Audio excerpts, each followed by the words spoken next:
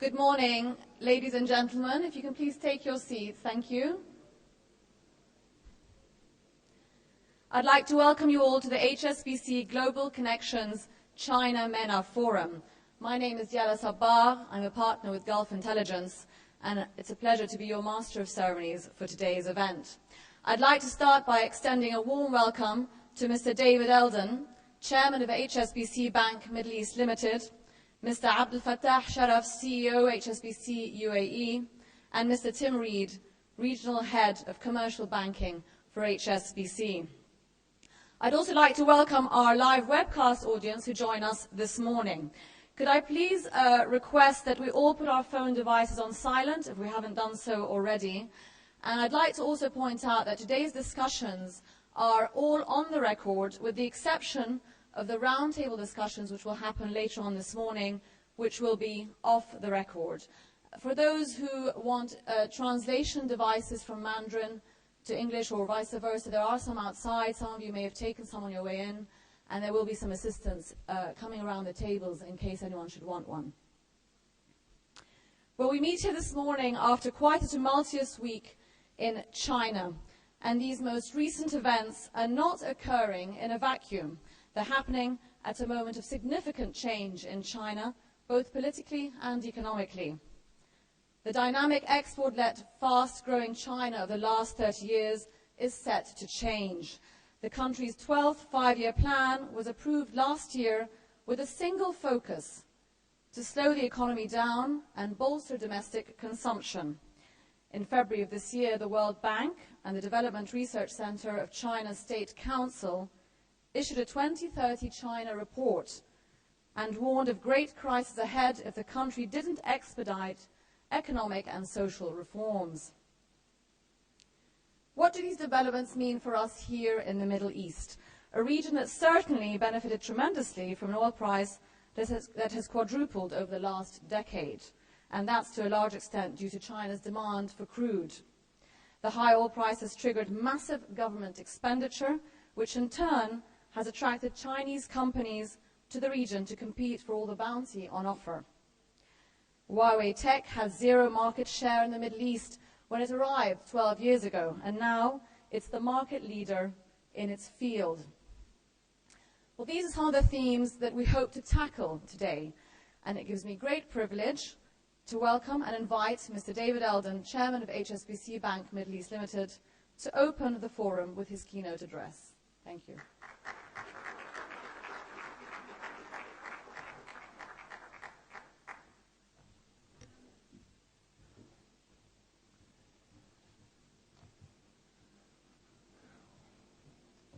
Assalamu alaikum. Ni hao. Ladies and gentlemen, over the years, I have learned that the key to giving a speech at events like this is fourfold. First, have something to say. Second, to say it. Third, don't turn the proceedings into a lengthy commercial that no one will want to listen to. And finally, always come up with some sort of a different angle in an effort to keep things interesting for the audience as well as for yourself. And with that in mind, I'm going to frame my remarks about doing business in China around the art of hitchhiking. The reason is simple. Foreign companies here in the Middle East and elsewhere looking to China are very much like hitchhikers out on the highway. All of you want to try and catch a ride on China's fast-growing economy, but you don't know exactly what your destination is going to be. And if you do, you may not be sure just how you will get to where you want to go, nor precisely when you will get there, nor even who you might encounter along the way. That said, according to my youngest son, who has been known to hitch rides on occasions, there are certain things that all hitchhikers need to be successful. Patience, for starters. Standing on the hard shoulder of a motorway while trying to flag down the right ride requires an enormous amount of patience, as well as quite a lot of luck. Similar sentiments apply to doing business in places like China. A positive attitude when hitchhiking also helps. Smiling nicely to cars when they approach, I'm told, is a good start. Always ensure that your face is fully visible. Drivers rolling on down the highway have only a few seconds to determine that you are neither a freak nor a serial killer. Meanwhile, culturally savvy hitchhikers strongly advise against using the Western-favored one thumb up gesture when attempting to solicit a ride. After all, to some people, including many in this region, such a gesture would be considered somewhat obscene. A much safer approach, people say, as does my son, is to simply do this. As my son notes, holding up a sign when hitchhiking suggests that you are at least a relatively together person.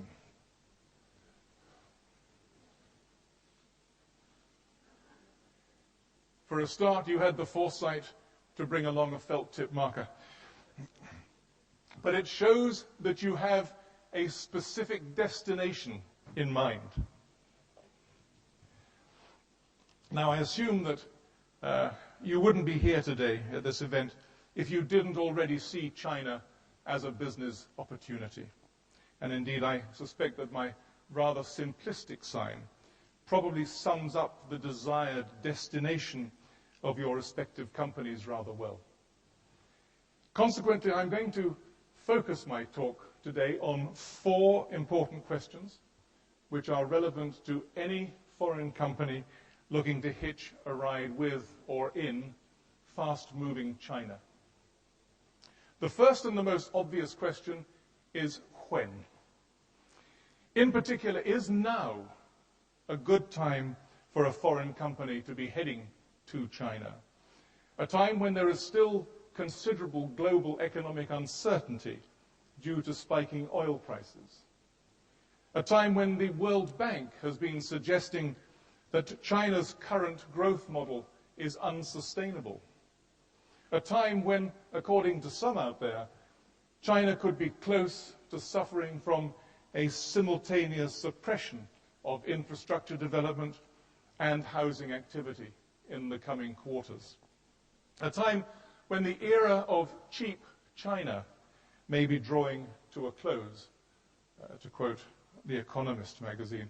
The reality is that whether or not this is a good time to be looking for China, for business opportunities, ultimately comes down to one's perspective. If your company is seeking a short-term impact on earnings, then China is not necessarily the best place to go. Like any emerging market, China is a place where a certain amount of patience is and will continue to be required. However, China does offer considerable long-term opportunities due to the country's overall growth potential, due to its expanding and increasingly affluent middle class, due to its growing importance to and in the global economy. And on this last point, HSBC, for its part, is forecasting that China's trade activity will grow by close to 100% by 2026. In comparison, during this same period, global trade will rise by about 86%. The continued expected expansion in China's trade volumes will be enough to elevate this country past the United States, making China the largest trading nation on the planet, likely within the next 4 years. China's growing trade footprint is very good news for this region, given that the said expansion will be driven in part by China's need for more energy and for further infrastructure development. Accordingly, the Middle East and North Africa also fares very well in the same HSBC forecast of import-export trends.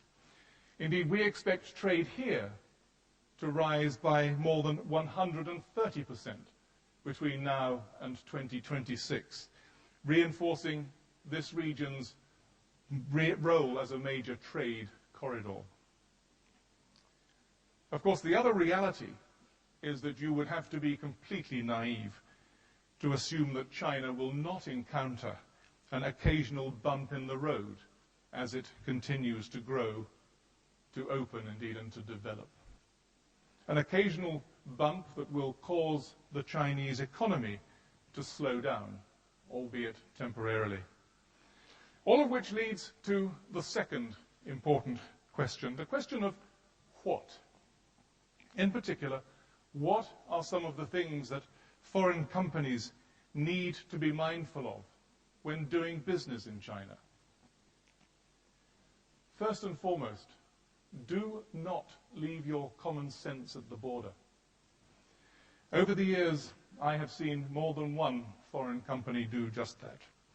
Entering, for example, into logic-defying joint ventures with Chinese entities with little or no connection to the foreign company's particular line of business, but which presumably did at least have some connections that these foreign firms hoped to indirectly benefit from. A classic example, a multinational soft drink company which entered into a joint venture with the local bureau of a Chinese government department, which regulated the media. Not exactly an obvious synergy there, which is probably why the two sides ended up in a messy and protracted legal disagreement over their original business agreement. I've also seen foreign companies pump significant sums into building businesses in China only to be disappointed. A good example, or a bad one if it was your company, being the foreign firm that ended up having to sell their entire investment in China, their share of a local production plant, all the equipment inside, everything, for the equivalent of 1 dirham. 1 dirham, a rather sobering exchange for what was originally a multi-million-dollar outlay. The point that I want to reinforce is that doing business in China, as in all emerging markets, requires not only patience, but also considerable due diligence. To use a hitchhikerism, don't necessarily jump into the first car that comes along the highway. Another thing to be mindful of is the fact that China is and will continue to be a complex place to do business, in part because it's evolving, but also in part because of its sheer size. And let me pause to stress a key point here. This is something I've said to many representatives of foreign companies over the years while working at both ends of the Silk Road and in various points in between.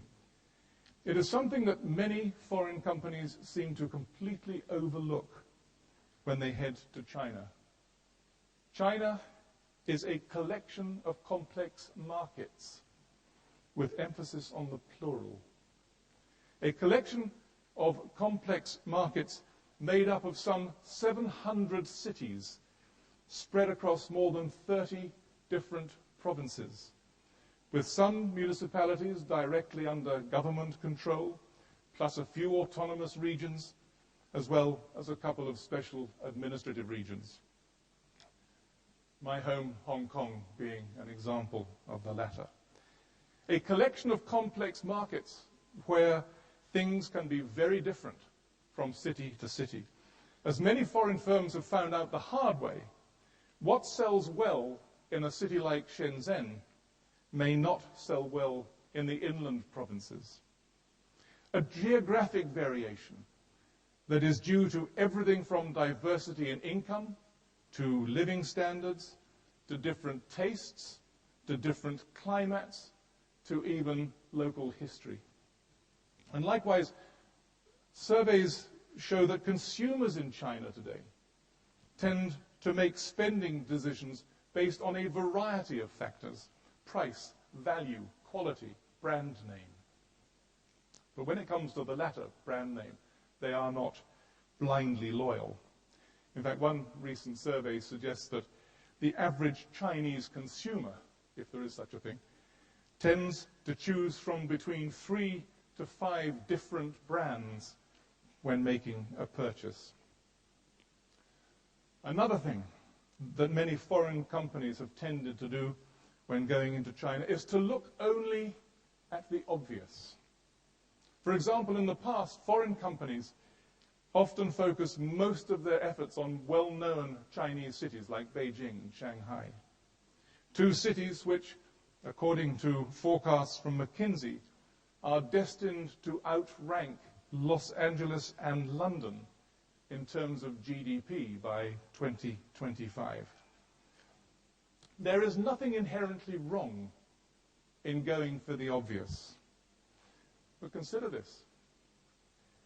More and more foreign companies are now also going inland, where cities like Chongqing are bringing in almost as much foreign capital as Shanghai.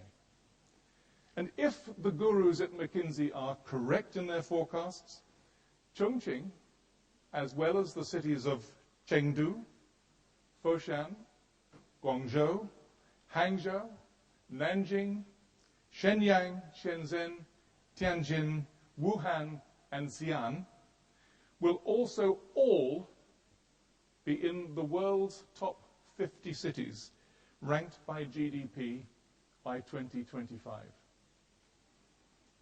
My advice to foreign firms in this regard is simple. Don't let yourself be geographically challenged when looking within China. Moving on, let me address a third important question for those interested in hitching a ride in China's fast-growing economy. The question of who, in particular, the question of Guanxi, and with whom you need it. Now, I assume that most of you have heard of Guanxi, which is similar to Worcester.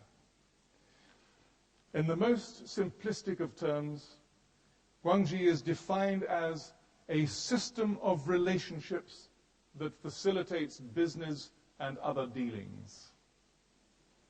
In the past, many foreign companies entering the China market have tended to view Guanxi from a rather narrow perspective.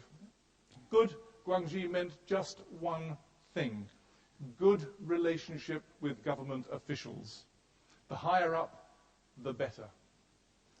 Indeed, over the years, I've watched as the heads of many foreign firms spent enormous amounts of time and effort and money in trying to build close relationships with senior Chinese leaders, doing everything from supporting pet projects to cultivating personal ties with the offspring of top officials, all with the apparent belief that all they needed to do was gain some sort of personal access to the most senior officials, and all would be fine. Without naming names, I will say some were successful, some of the time, and for a time. However, most eventually found out that even long-standing relationships do not insulate your business in China from certain realities. First and foremost, there is the reality that China is a rapidly changing and evolving country, economically, obviously, but also politically. A few decades ago, you would need good Guanxi with relatively senior government officials to receive approval for a foreign investment of almost any size. Today, things are different. Today, you need Guanxi with not only regulators and government officials, but also with your business partners and your suppliers and your employees and your customers in China. In other words, you can't be narrow-minded when it comes to the range of business relationships required in China. And against this backdrop, the other reality is that decision-making in China today is also much more decentralized than in the past. Projects or investments that would previously have required Beijing's chop of approval are now often sorted out locally or, at the very least, provincially. As a result, some foreign companies have been able to use this increased domestic competition between cities and provinces seeking foreign investment to their own advantage. That said, maintaining good relationships with local officials remains important, not just for foreign firms, but also for local companies. In fact, one of my favorite bad Guanxi stories is the night that the lights went out, not in Georgia, but in Luoyang, specifically at a 5-star hotel in Luoyang, a city in Hunan province, and not too far north of Hong Kong. It was a few years ago. It was the hotel's first day of business. It was evening. Various VIPs and special guests were gathered for the grand opening party, when suddenly, just before 8:40 p.m., the entire hotel was plunged into darkness. The reason behind this sudden loss of all things electric: 2 senior officials in the city's electricity bureau were upset. Upset because the director of this new hotel had not personally handed them their invitation. Instead, their invitations had been delivered by just an assistant. To make a long story slightly longer, the electricity supply was restored after some hasty negotiations to soothe hurt feelings. So yes, good Guanxi still matters. The other important reality for foreign firms to note is that at the highest level, China is increasingly being run under a consensus style of leadership. Now, this might make me sound old, but I've been doing business with China since the 1960s, back in the days of Mao, back in my very first job in international banking, when I was sitting behind a desk right here in Dubai, working for HSBC, or British Bank of the Middle East as it was then, processing letters of credit for Chinese entities. Letters of credit which were not typical at the time, in that they did not include the standard insurance clauses of the day, which were to cover unexpected strikes, riots, and civil commotions. The reason being, strikes, riots, and civil commotions were an expected part of life in China then, back in the 1960s. I digress, but the point I want to make is simply this. Over the years, I have watched China change. In particular, I have watched the succession of different generations of leadership in China, from Mao to Deng Xiaoping to Jiang Zemin to Hu Jintao, with each having less personal power than his predecessor. It's a trend that many, including me, expect to continue when China's 18th National Congress convenes later this year, and when Vice President Xi Jinping succeeds President Hu. It's a trend that makes the establishment and maintenance of relationships at all levels of government and across a broad spectrum of partners, suppliers, and customers even more vital. The fourth and the last important question for foreign companies I want to address is where. To state the obvious, this is a China Day. And I've been standing up here talking about China. And you are here listening, presumably because you're interested, like so many before you, of doing business in China. Indeed, for a very, very long time, people everywhere have been salivating at the potential commercial implications of possibly tapping into China's large population base, optimistically dreaming of multiplying sales by 1.3 billion. And last year, the Economist magazine even dug up some similar historic sentiments from an English businessman back in the 1840s. This particular Englishman had noted, even way back then, if we could only persuade every person in China to lengthen his or her shirt tail by a foot, we could keep the mills of Lancashire working around the clock. It wasn't easy then, nor now. More than a few foreign firms doing business in China have been less than successful over the years. Sometimes it has been because, as I said earlier, they left their business sense at the border. But often it's because they were narrow-minded in their approach. Accordingly, let me take this opportunity to go off the topic of today just a bit. And let me urge you to also consider expanding your horizons.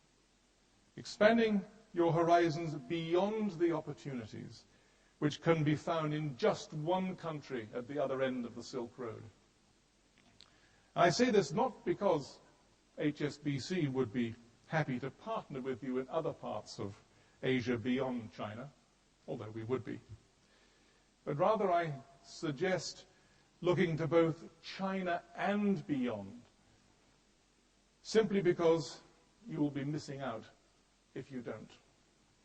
Earlier I mentioned a prediction from McKinsey about the growth of the economic clout of several China cities. The same McKinsey forecast suggests that by 2025, almost half of the world's top 50 cities, as ranked by GDP, will be in Asia. This is compared to 8 just a few years ago. In addition to the Chinese cities I mentioned, other Asian cities like Bangkok, Delhi, Mumbai are also forecast to join the ranks of the global economic powerhouses, displacing cities like Athens, not being displaced already, Barcelona, and Denver from the top 50 list. Meanwhile, HSBC's aforementioned trade forecasts also points to a number of Asian countries, in addition to China, countries like India and Indonesia and Thailand and Korea. It points to these countries as economies that will also ensure Asia's trade growth consistently outperforms the world average going forward. And in fact, these Asian nations, as well as Malaysia and the Philippines and Singapore and Sri Lanka, are all forecast to see their trade more than double by 2026. All of which suggests one thing. If your company is interested in hitching a ride with several fast movers, you might want to consider modifying your cardboard sign.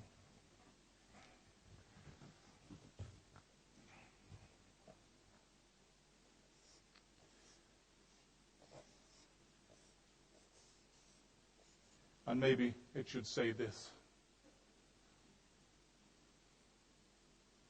With that, ladies and gentlemen, let me simply say, happy hitchhiking. Thank you.